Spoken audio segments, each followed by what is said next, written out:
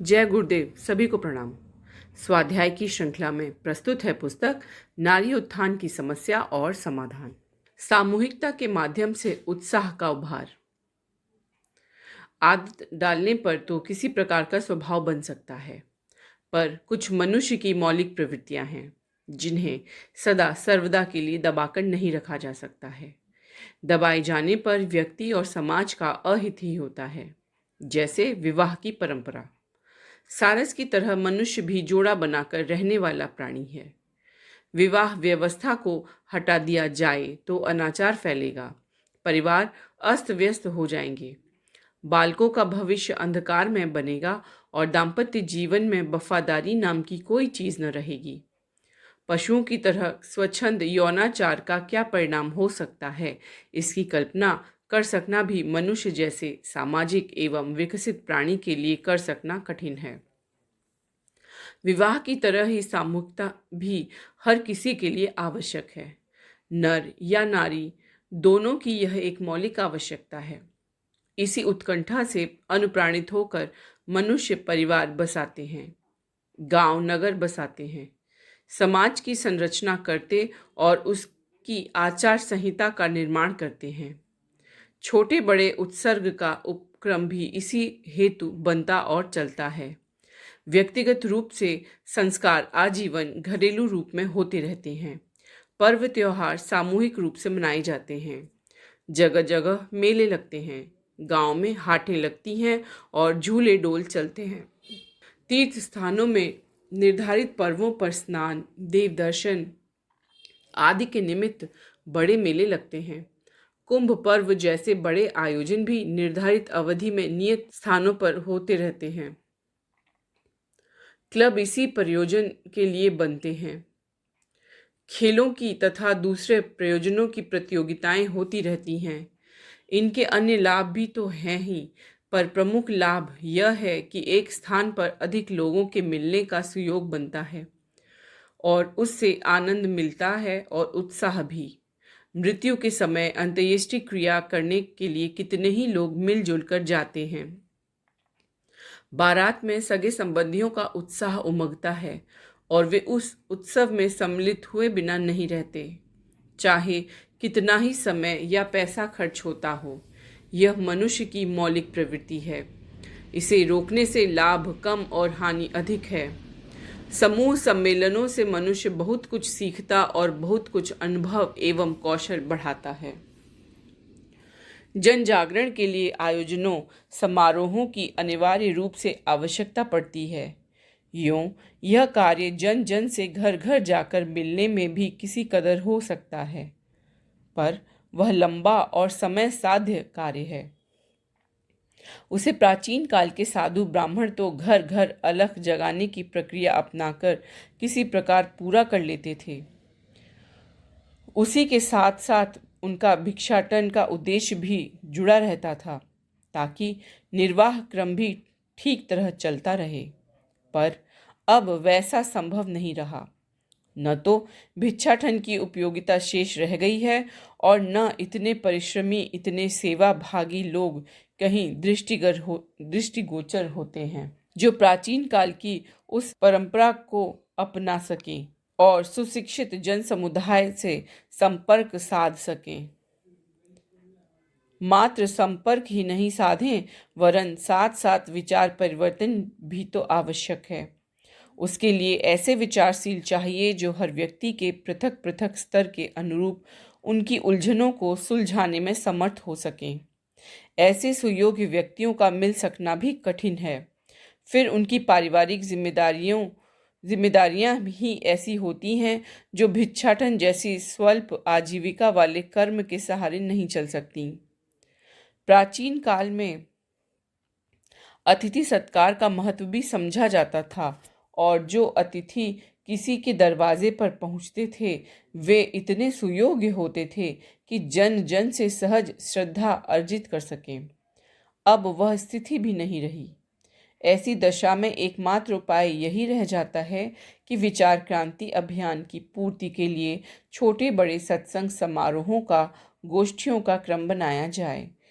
उनमें वक्ता अपने विचार प्रकट करे और गायक श्रोताओं की भाव संवेदनाओं को झकझोरते हुए युग चेतना को जन जन के मन मन में प्रतिष्ठित करने के लिए निरंतर प्रयत्नशील रहे। प्रसंग यहाँ महिला जागृति का है। इस हेतु उनमें उत्साह भरने के लिए कुछ ऐसा किया जाना चाहिए कि एक स्थान पर अधिक महिलाएं एकत्रित होकर परस्पर विचार विनिमय कर सकें, एक दूसरे की देखा देखी प्रेरणा ग्रहण कर सकें। उससे उनका उत्साह भी उभरेगा और साहस भी जगेगा। प्रगति पथ पर चरण बढ़ा सके, इसके लिए इस प्रक्रिया को अपनाया जाना हर दृष्टि से उपयोगी एवं आवश्यक है। इस हेतु जो किया जाना है उसका स्वरूप यह होना चाहिए कि वक्ता गायकों की टोली गठित की जाए। घरों में प्रवेश करने के लिए कार्यक्रम का स्वरूप प्रगतिवादी नहीं वरन धार्मिक आवरण से लिपटा हुआ हो। धर्म के प्रति शिक्षित अशिक्षित के एक बड़े वर्ग में अभी भी किसी न किसी रूप में भाव श्रद्धा बनी हुई है। कीर्तन सत्संग का सम्मिलित रूप रखकर या मोहल्लों में छोटे छोटे आयोजन रखे जाएं, तो पास पड़ोस की महिलाएं सहज ही एकत्रित हो सकती हैं। भगवत कीर्तन के लिए वाद्य यंत्रों की सहायता मिल सके तो और भी अच्छा, अन्यथा तालियां बजाकर भी सहगान कीर्तन होते हुए देखे गए हैं। इन कीर्तनों में भगवत नाम का उच्चारण तो हो, पर साथ ही बीच बीच में टिप्पणियां भी होती रहें। कीर्तनों के लिए जो पद्य ढूंढे जाएं, ध्वनियां अपनाई जाएं, उनमें प्रगतिशीलता का समावेश होना चाहिए, जिनकी व्याख्या करते हुए उन विषयों का भी समावेश किया आसानी से हो सकती है। थोड़े थोड़े घरों के बाद उनका निर्धारण किया जाना चाहिए। इस प्रकार कुछ दिनों में पूरे गांव को प्रचार क्षेत्र में समेटा जा सकता है। एक मास बाद वही क्रम फिर दोहराया जा सकता है। इस प्रकार एक घर में 1 महीने बाद और वर्ष में 12 बार एक परिकर में प्रचार प्रेरणा का उपक्रम बन पड़ेगा। एक परिवार में अधिक नहीं तो 8-10 घरों की महिलाएं तो आसानी से एकत्रित हो सकती हैं। हर गांव में इसी प्रकार की मंडलियां गठित हो जाएं, उनका संचालन महिलाएं मिलजुल कर करें तो घर घर नव जागृति का आलोक वितरण सहज ही हो सकता है। महिलाओं से मिलकर नारी पुनरुत्थान के अनेक पक्षों पर विचार कर सकती हैं और एक दूसरे को प्रोत्साहन प्रदान कर सकती हैं। इस बहाने घर से बाहर निकलने का, घूंघट खोलने का, एक दूसरे की स्थिति समझने और मिलजुल कर उपाय सोचने की मनस्थिति बन सकती है। यह छोटा आरंभ आगे चलकर कुछ ऐसे रचनात्मक काम खड़े कर सकता है जिससे प्रगति पथ पर एक के बाद दूसरा कदम उठता चले। कहा जा चुका है कि नारी पुनरुत्थान के लिए प्रथम कार्य अशिक्षितों को शिक्षित बनाने के रूप में प्रारंभ किया जाना चाहिए। शिक्षित महिलाएं अशिक्षितों को पढ़ाने के लिए अपना समय दान दें। 10-11 का न्यूनाधिक परिवारों का एक परिवार मंडल बने। उन घरों की महिलाएं किसी एक खुली जगह वाले घर में प्रौढ़ महिला पाठशाला चलाएं। साक्षरता जैसी स्थिति कुछ ही दिनों में संपन्न हो जाती है। इसके बाद जो पढ़ने को शेष रह जाता है वह है जीवन के साथ जुड़ी हुई अनेकानेक समस्याओं का समाधान। इसके लिए यों तो सत्संग परामर्श की पद्धति अधिक उपयोगी है, उसमें हर किसी की अलग अलग प्रकार की उलझनों का समाधान बन पड़ता है। अपनी समस्याओं का सही समाधान प्रायः उत्तेजित या भयभीत मनस्थिति में नहीं बन पड़ता। रोगी अपना इलाज स्वयं सही रीति से कर नहीं पाते, उसे दूसरे चिकित्सक की सलाह लेनी पड़ती है। ऐसे व्यक्ति हर जगह नहीं मिलते जिनकी प्रज्ञा हर स्थिति में सही मार्गदर्शन करने की हो। ऐसी दशा में जीवन साहित्य का आश्रय लेना ही एकमात्र उपाय रह जाता है।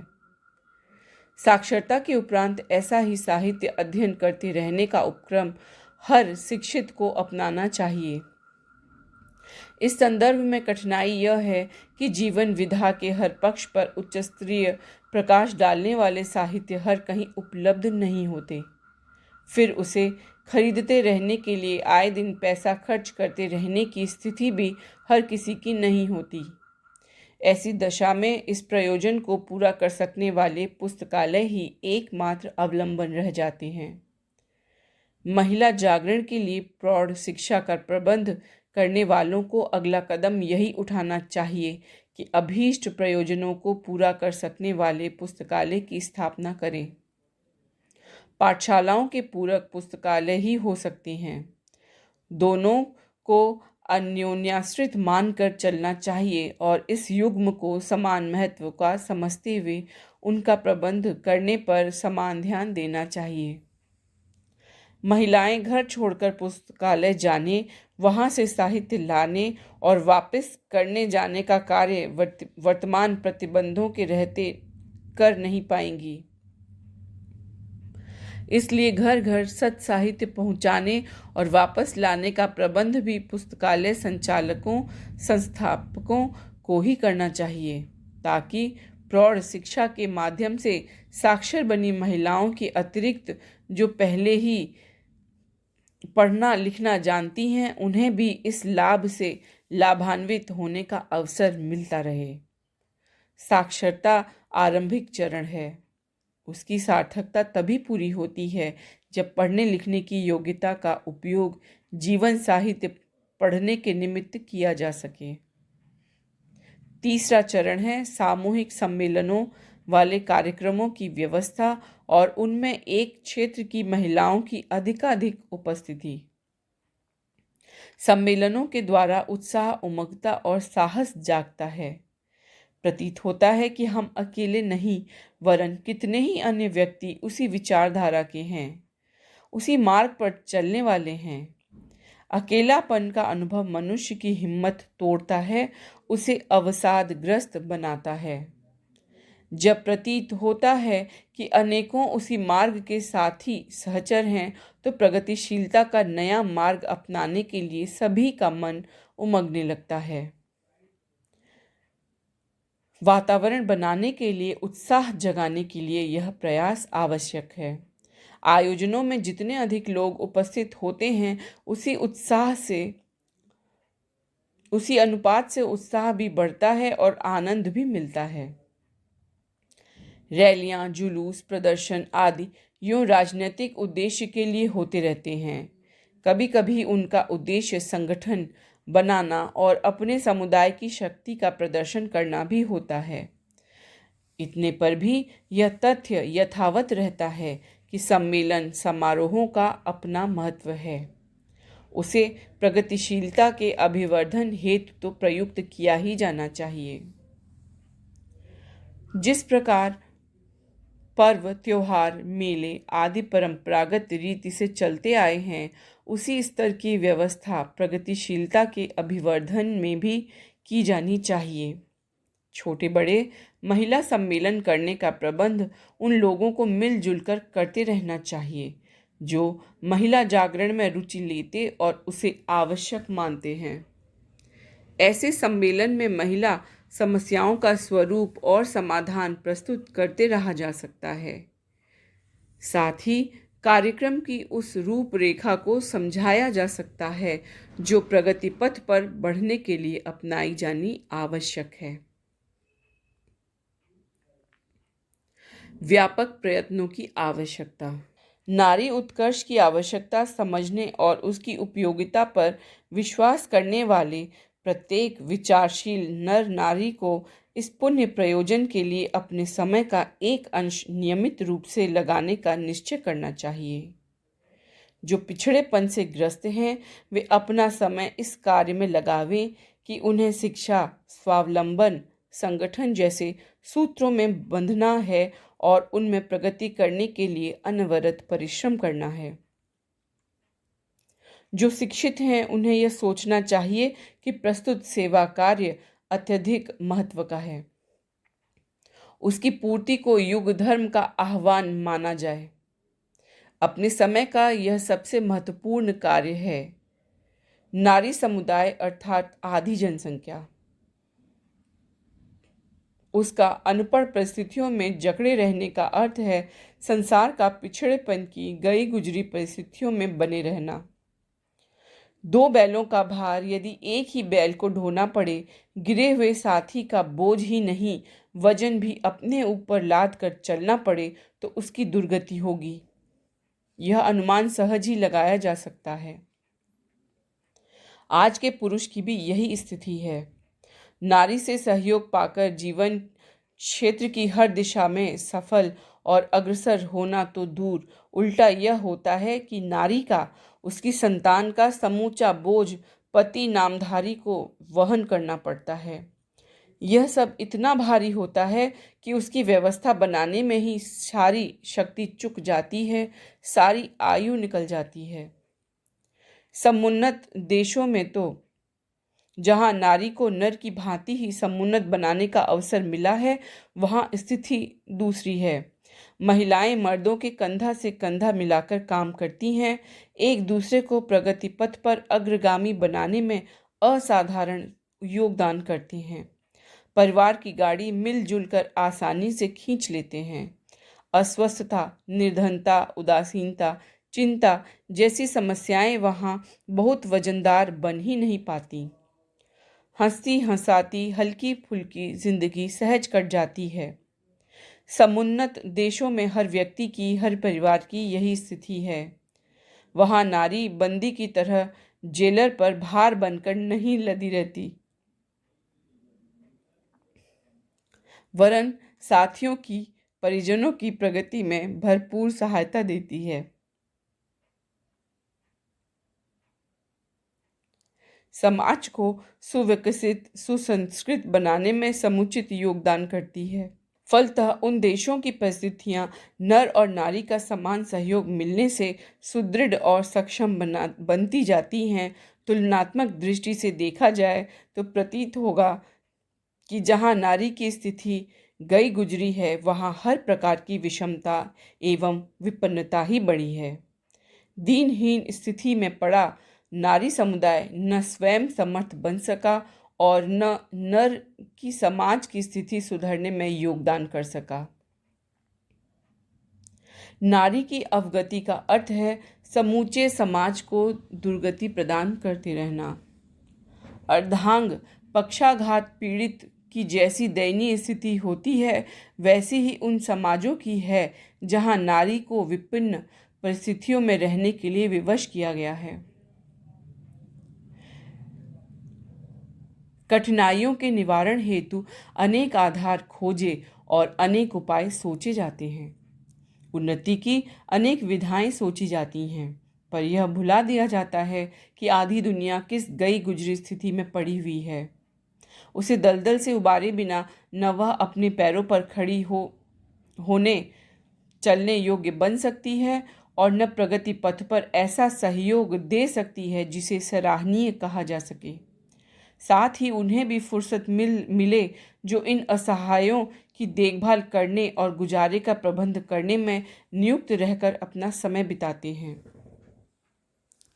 राष्ट्रीय प्रगति की बात सोचते समय हमें समुन्नत देशों की परिस्थितियों का पर्यवेक्षण करना चाहिए और देखना चाहिए कि वे किस कारण समृद्ध बने और हम क्यों पिछड़ गए। इस संदर्भ में सबसे बड़ा तथ्य एक ही सामने आवेगा कि वहाँ आधी जनसंख्या नारी न केवल निजी जीवन में अपनी शक्ति सामर्थ्य का परिचय दे रही है, वरन देश को हर दृष्टि से समुन्नत बनाने वाले सभी क्षेत्रों में बढ़ चढ़कर योगदान दे रही है। वहाँ नारी शक्ति किसी पर भी भार नहीं है, वरन पुरुषों के समकक्ष ही अपनी महती भूमिका का निर्वाह कर रही है। जबकि भारतीय नारी न केवल अनुत्पादक है, वरन प्रतिबंधों के कारण असहाय स्थिति में रहकर पुरुष वर्ग के लिए भार बनकर रह रही है। खाई खोदने और दीवार चुनने की प्रक्रिया यदि समान रूप से जारी रहे तो ऊंचाई और निचाई का अंतर लगातार बढ़ता ही रहेगा। इसी प्रकार नारी यदि अवगति की ओर गिरती रहे और पुरुष वर्ग की अहमन्यता बढ़ती रही तो अंतर आखिर बढ़ता ही रहेगा। उसका दुष्परिणाम भी सहना पड़ेगा। इसका प्रतिफल सामने है। हम अपनी आधी जनसंख्या के पौरुष, पराक्रम, कौशल, उत्पादन से न केवल वंचित हैं, वरन उसकी असमर्थता के कारण होने वाली हानि को भी पग पग पर अनुभव कर रहे हैं। इस चक्रव्यूह से कैसे निकला जाए? इसके उत्तर में प्राथमिकता देने योग्य परामर्श एक ही है कि नारी उत्कर्ष को प्राथमिकता दी जाए, उसे समुन्नत, स्वावलंबी और प्रगतिशील बनाया जाए। इतना अनुदान सहयोग प्राप्त करने के उपरांत वह अपने कौशल से निजी व्यक्तित्व को, दाम्पत्य जीवन को, पारिवारिक समृद्धि, सद्भावना में चार चांद लगा सकेगी। नई पीढ़ियों को इस ढांचे में ढाल सकेगी कि अगले ही दिनों सुख, शांति का, समृद्धि और प्रगति का वातावरण विकसित होता हुआ दृष्टिगोचर होने लगे। सुयोग्य नारी किसी भी परिवार का मेरुदंड है। रसोई वही बनाती है। स्वादिष्ट बनाने के साथ साथ यदि वह उसकी सात्विकता और पौष्टिकता को बनाए रह सके तो समझना चाहिए कि सारे परिवार को निरोग रखने की आधी जिम्मेदारी ठीक प्रकार से निभने लगी। यदि वह सफाई के सभी पक्षों से अवगत हो और उन्हें गृह व्यवस्था में परिजनों की आदतों में सम्मिलित कर सके तो समझना चाहिए कि निरोग रहने के संबंध में इतनी बड़ी गारंटी मिल गई जितनी कि डॉक्टरों के महंगे बिल चुकाते रहने पर भी नहीं बनती। कुरीतियों के कारण होने वाला भारी अपव्यय और समय चिंतन का भी भारी ह्रास भी नारी की प्रगतिशीलता ही दूर कर सकती है। मात्र पुरुष वर्ग उससे असहमति प्रकट करता रहे किंतु घर की नारियां अंध परंपराओं को अपनाने के दुराग्रह पर अड़ी रहें तो फिर बात नारी वर्ग की ही चलेगी और सुधार योजनाओं को असफल ही रहना पड़ेगा। समस्या एक स्थान या केंद्र पर केंद्रित नहीं है जिसे अस्त्र शस्त्रों से लड़ा जा सके और किसी नियत मोर्चे पर संग्राम करके निपटाया जा सके। प्रश्न जन जन पर लागू होता है, हर पुरुष पर, हर नारी पर। 500 करोड़ की जनसंख्या इस या उस पक्ष में बंटी हुई है। पुरुष नारी को हेय और हीन समझते हैं, उसके शोषण में लाभ देखते हैं और जिसे जिस प्रकार भी शिकंजे में कस लिया गया है उस पकड़ को ढीली नहीं करना चाहते। इसमें उन्हें प्रत्यक्ष तथा तात्कालिक लाभ भी दिखता है और गर्व अहंकार के पोषण का अवसर भी मिलता है। नारी ने भी अपने को असहाय, भाग्य की मारी मान लिया है और आत्महीनता की ग्रंथि से ग्रसित होकर यथास्थिति बनाए रहने का मन बना लिया है। पालतू पशुओं ने भी अपने मालिक के साथ ऐसा ही समझौता कर लिया है। परिस्थिति को बदलने के लिए, सुधार की दिशा में अग्रसर होने के लिए कोई भी पक्ष कुछ ठोस कदम उठाने के लिए तैयार नहीं, भले ही स्थिति को अनुपयुक्त होने की बात कितने ही जोर शोर से कहता रहे। जब तक ठोस और व्यापक कदम न उठें तब तक इतनी पुरानी, इतनी व्यापक समस्या के सुलझाने के लिए कोई कारगर उपाय करते कैसे न बन पड़े। अनौचित्य ने अपनी जड़ें गहराई तक जमा ली हैं। उन्हें सामान्य से कुरेदबीन या उखाड़ पछाड़ से निरस्त नहीं किया जा सकता। प्रस्तुत कुप्रचलन के दुष्परिणामों को जब तक जन जन के मन तक भली प्रकार समझ सकने की स्थिति तक न पहुंचाया जाए तब तक परिवर्तन के लिए लोकमानस में स्फुरणा कैसे बने, विपन्नता के कारण कैसे क्षति को पूरा करने के लिए जब तक समुचित सरंजाम न जुटाए जाएं तब तक स्थिति को बदल सकने वाला आधार कैसे बने। उन्मूलन की दिशा में बहुत कुछ करना होगा, साथ ही संस्थापन के लिए भी। समुद्र सेतु बांधने, गोवर्धन उठाने जैसा प्रयत्न करना होगा। यही है नारी पुनरुत्थान की पृष्ठभूमि जिसे सुसंपन्न करने के लिए सीमित नहीं, असीम प्रयत्न करने होंगे।